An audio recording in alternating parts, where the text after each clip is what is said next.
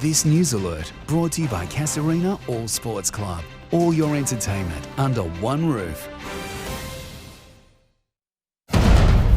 Good evening. Air North said it carried out significant hygiene measures when a family of 3 travelling from a hotspot flew from Cairns to Darwin via Nhulunbuy on Tuesday.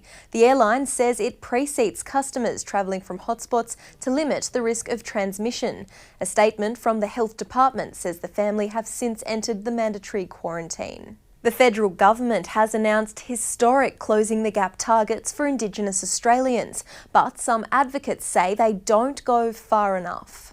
The Black Lives Matter movement made waves last month. From the north to the south, people turned out in droves to protest the Territory's high rates of Indigenous incarceration. At times, youth in detention are 100% of the incarcerated youth, and it's just a quick path to prison. But advocates have long been calling for equality across health, education and life expectancy. We're not genetically inferior.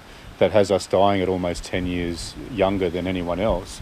It's a problem with policy and legislation. Today, a major milestone was reached. 16 Closing the Gap targets are now hoped to turn around 200 years of generational disadvantage. Our voices have been heard and will continue to be heard. And despite years of broken promises and past failings of previous governments, Indigenous people finally have a seat at the table. We've gone from Aboriginal people being in the passenger seat, now being co-drivers in the driver's seat. The Territory's peak Aboriginal health organisation wants a further commitment to address housing shortages. The lack of housing and overcrowding, hopefully we can reduce some of those numbers. A step forward to closing the gap between black and white for generations to come. Ainsley Kosh, 9 News.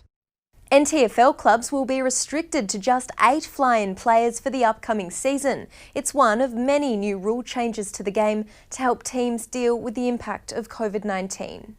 Having notched back-to-back premierships and another Nichols medal, there's no doubt Brodie Philo is hungry for another taste of Territory footy. And despite hailing from a hotspot, he's on track to head north once again. Yeah, Brodie will definitely come back. How that works, we're not too sure. Once again, just a waiting game. He's one of many fly-ins that star at TIO Stadium, but this year there'll be less out on the paddock with AFLNT introducing new rules. This has come about with the impacts of COVID. So we know that COVID's impacted our economy and that will have flow-on effects to our clubs. Teams will now be restricted to 3 fly-ins instead of 4 per round, which clubs can split between Premier League and Division 1. All up, they'll be allowed 8 interstaters for the season. It won't impact us too much.